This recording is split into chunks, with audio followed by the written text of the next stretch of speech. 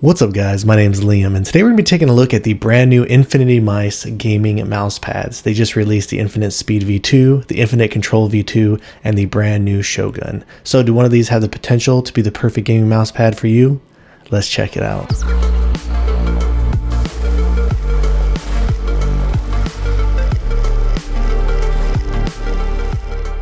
Before we get started today, I did want to let you know these were sent out to me by InfinityMice, but everything you're going to be hearing in this video is going to be my own words and my own opinions. These did arrive to my front door flat packed. This is the packaging for the Infinite Speed. The control looks the same. It just says control on it. And these all come in this envelope style packaging, so nice and easy to store your mouse pads if you need to do so. And here's just a really quick look at what the packaging on the Shogun looks like. These all come in two different options when you're picking out the size. You can either get it in 490mm by width and 420mm by height, or the 490mm in width by 490mm in height. The base is 4mm in thickness, and with the Infinite Control and Speed, you have the option to get either a mid, which is a more firm base, or the soft, which is just slightly a little bit more plush. The Infinite Speed V2 and Infinite Control V2 comes in three different colorways of your choice. You can either get it in this strawberry milk colorway. They also have a cosmic purple and a midnight black. They did change up their custom IPU base from the V1 versions. It now has a little bit more of this texture on there. I never had any issues with the V1 sticking to my desk, but I will say that this new V2 base does feel like it sticks to my desk greater. The stitching that comes on all of these is incredibly premium, and it does sit below the actual surface itself. They do have their logo down here in the bottom right hand corner, and on the Infinite Speed and the Infinite Control, it is raised up above the surface so you can feel it as you're rubbing your mouse or your fingers across it,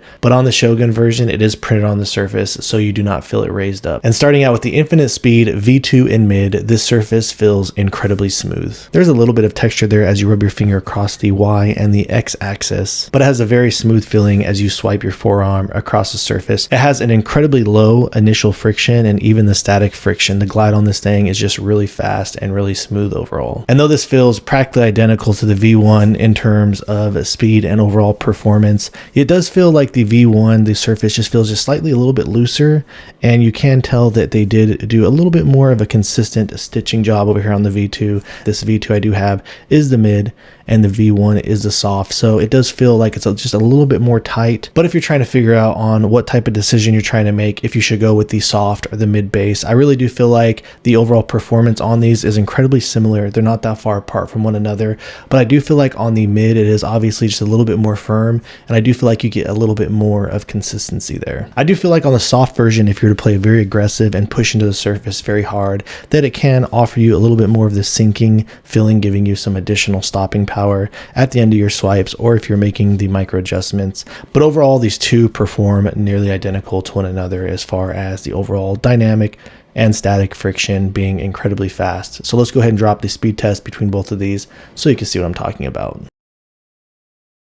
When it comes to the Shogun, this also has an incredibly silky smooth surface. Though there is a very slight amount of texture when you're rubbing your finger across the Y-axis, you don't really feel anything when rubbing it back and forth across the X-axis, and this does feel a lot smoother and softer than even the Speed pad. When it comes to the performance of the surface of the Shogun, this is without question a control pad. And as you're gliding across the surface, it does feel incredibly smooth, but you always notice a great sense of dynamic friction there, and this thing really does have a great sense of stopping power. When you're going back and forth and doing any type of tracking, or even if you're trying to make the micro adjustments, you do notice a great sense of tug there, and there is a bit of muddiness. Though you can push into the base, it doesn't feel too plush like my mouse was ever sinking into it or anything like that, but the more weight that you're to put on top of your mouse, or the more pressure that you're to apply, it really does increase the static and the dynamic friction, and it really overall slows down your glide and pretty dramatically can increase your stopping power. When comparing it to the 2023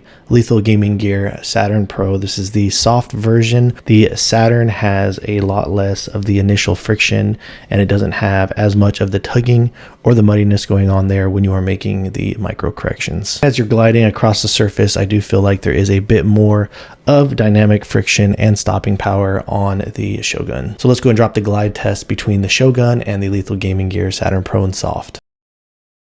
I recently did a review of this Waizowl mouse pad, and both of the surfaces on these, they perform incredibly similar to one another. I do feel like the Shogun does feel just a little bit more soft than on the Waizowl. They are very similar to one another. So really quick, I just wanted to drop the speed test between this new Waizowl mouse pad and the InfinityMice Shogun. Though these pads do feel pretty different from one another, I do really feel like the Shogun has an incredibly similar performance in terms of speed to the Zowie G-SR 2. As you're gliding across the surface of both of these, the speed on them feels almost identical. You do notice a greater sense of dynamic friction on the Shogun, especially if you were to push in harder. And the biggest difference between both of these is on the Zowie G-SR 2.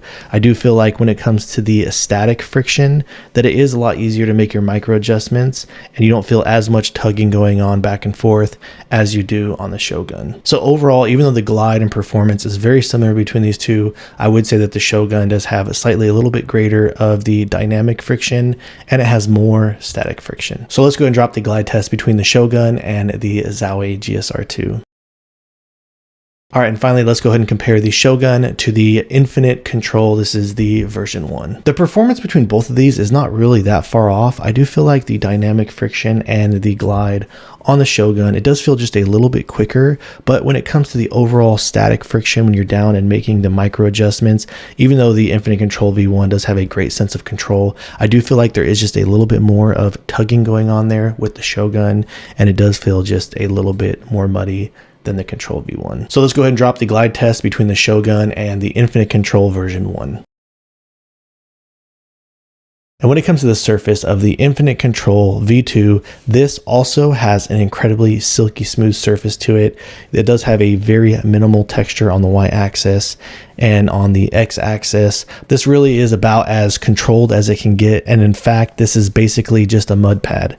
If I were to sit here and try and push the mouse along the surface, as you can see there, it just is incredibly sticky, and I can barely even get a good spin out of it. So even though this has an incredibly smooth glide just the entire way, it feels like you're just pushing the mouse along the surface, and the second that you give up or stop putting any type of force of moving it in a specific direction, it's just going to stop instantly. So very clearly, when comparing the Infinite Control V2 to the Infinite Control V1, this is much slower, much more controlled, and much more money than the V1. So let's just go ahead and drop the speed test of the Infinite Control V2 versus the Infinite Control V1. Every time somebody asks me what are some of the best mouse pads I can get at a decent price, the first thing that always comes to mind is these InfinityMice mouse pads. For the 490 by 420 version, you're gonna be looking at $34.99, and on the 490 by 490 version, you're gonna be looking at $39.99. They're always trying to push the limits when it comes to come out with all these new surfaces, something that's a little bit different and unique without sacrificing quality. So if the performance of these pads looks like something that would work out well for you, or something that you're looking for, then I'd absolutely recommend